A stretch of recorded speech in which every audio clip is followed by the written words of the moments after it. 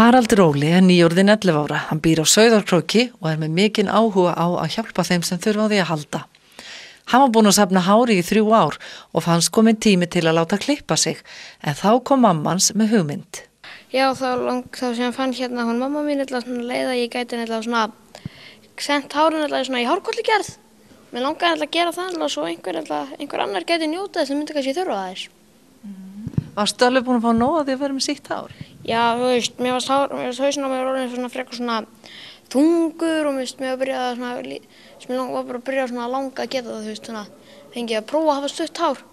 Og veist, mér er líka bara það mjög vel. Hvað varstu búinn að safna lengi? Í 3 ár, ef maður rétt, þetta var 30 ára þetta hár. Þetta er nú svona flott á litin, það hefur verið ljósast innan neðst, er það út á sólinni? Já, ég held það nefnilega. Og hver er það sem getur notað hárið af þér? Locks of Love. Locks of Love. Locks of Love eru samtök sem hjálpa fjárhagslega illa stöddum börnum í Bandaríkjunum og Kanada sem þjást af ólæknandi hárlossi til að fá hárkollu. Það getur skipt þau mjög miklu máli og verið liður í því að þau endurheimti sjálfstraustið. Þannig að hárið þitt fer núna til Bandaríkjana. Já, ná. Þú ert búinn að skrifa, eða einhver búinn að skrifa svona vel utan á? Já, það var mamma mín eða pabbi, ég veit það ekki alveg. Eða einhver annar. Og svo fer þetta þangað út og veistu eitthvað hvað gerist næst? Nei. Og heldur þetta kom ekki vel út í hárkolli, hárið þitt? Veistu, ég held það bara mjög mikið. En ertu sáttur við klippinguna sem þú fékkst? Já, mjög sáttur við hana. Hvað er best við hana?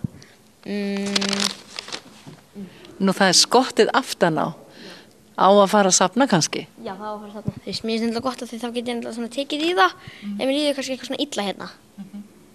Er gott að hafa eitthvað svona til að grípa í? Já, sem það þurfi ekki bara að koma að taka hér og...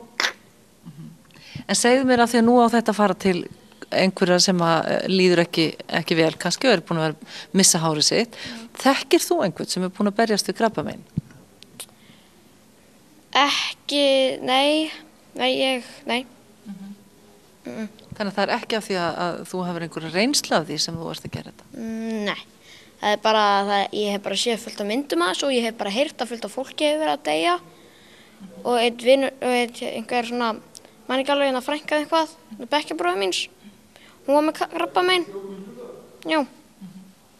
Þannig að það er hægt að gera allt mögulegt gott við það sem við kannski hugsum ekkert út í, eins og hárið þau bara í klippingu og svo kannski nýtir þess, er þetta að nýta það miklu betur? Þú veist, eins og oftast þegar ég fór fyrst í klippingu, þá var bara klippt á mér hárið og þá var ég bara með stutt hár og ég var bara að byrja að safna aftur því ég var svona lítill og ég klippti hérna og þá var þurft að klippa það allt stutt og já, það var ekki gert neitt það var bara, þú veist, eins og flest allir gera. En núna, að því að þetta hár hefur bara valdið mér gleði bara mjög lengi. Og því þess að bara akkur ekki, þú veist, með því að hafa nú, þú veist, gefa einhverjum öðrum svo það geti glætt einhvern annan. Mér finnst þetta rosalega fallegt hjá þér.